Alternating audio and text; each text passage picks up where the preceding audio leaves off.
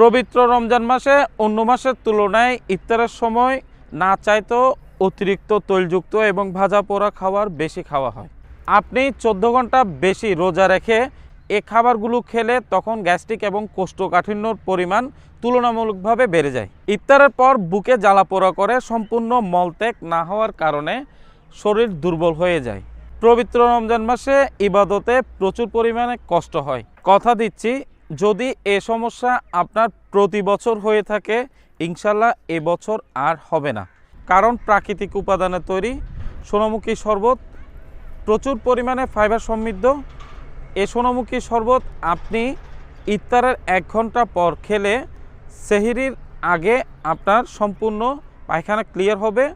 এটি 6 থেকে 8 ঘন্টার মধ্যেই কাজ করে। আপনি সোনামুখী শরবত খাওয়ার ফলে আপনি রমজান মাসে আলহামদুলিল্লাহ আপনি পরিপূর্ণ তৃপ্তি নিয়ে ইবাদত করতে পারবেন ইনশাল্লাহ, এবং আপনার শরীর সম্পূর্ণ সুস্থ থাকবে। সোনামুখী শরবত অর্ডার করতে নিচে দেয়া বাটনে ক্লিক করুন অথবা 013055999122 নাম্বারে সরাসরি যোগাযোগ করুন।